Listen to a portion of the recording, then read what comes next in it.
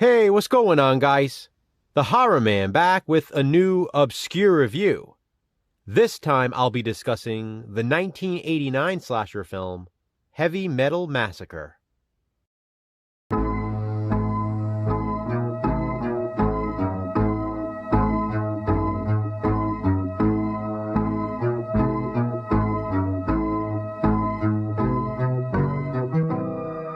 Yes, today's obscurity is Heavy Metal Massacre, and full disclosure, I have a soft spot for this one, because it was filmed locally. And by locally, I mean within walking distance.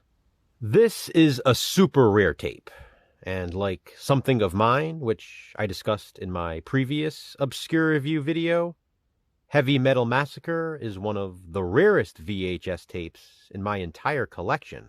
Unlike Something of Mine, I've never reviewed this one yet. There's not too much to the story in this one.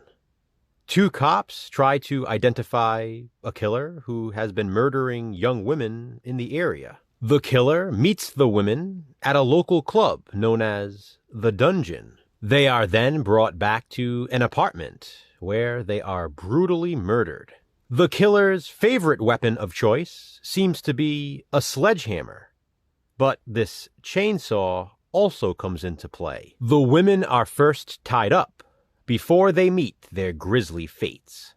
Meanwhile, two female roommates with really big hair get mixed up in the horror. One of them is also dealing with a drug addiction. I've been excited to talk about this one for a while, because of the local connection. Unfortunately, there's not a whole lot to say about it. The entire thing was shot on a shoestring budget, but it sort of works. At times, it almost comes across as an experiment in scene transitions. In fact, so much of the screen time is spent on them. It's unique, that's for sure, and very 80s. That's a good thing, though. Heavy Metal Massacre is like a time capsule for me. Not only because of the 80s vibe it brings, but also because of the location. I remember watching this when I was younger and being so excited to recognize the exterior shots. I used to even dream about this movie. Not nightmares, dreams about being in the locations. Especially the club.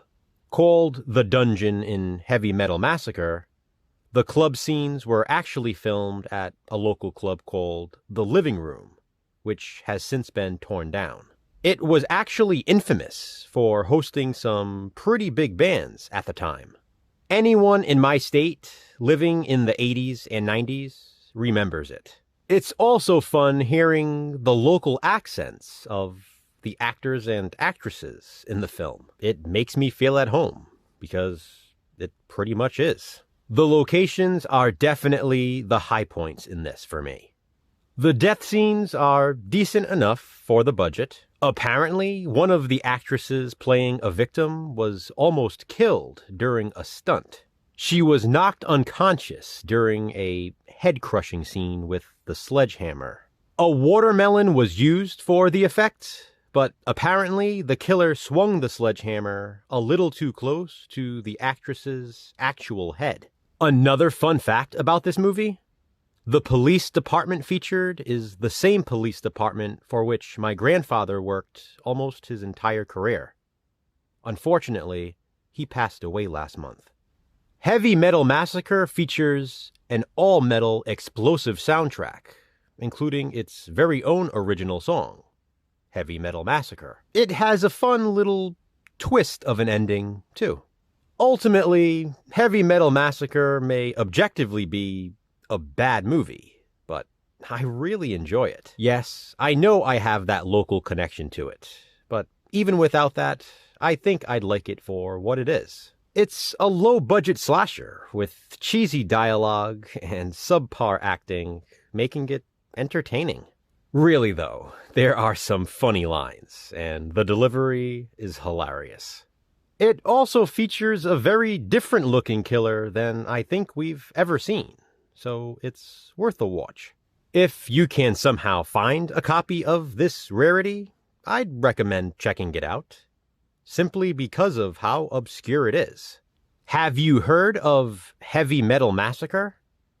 What do you think? Comment below and let me know. Thanks for watching, guys. Hit that thumbs up and be kind. Subscribe.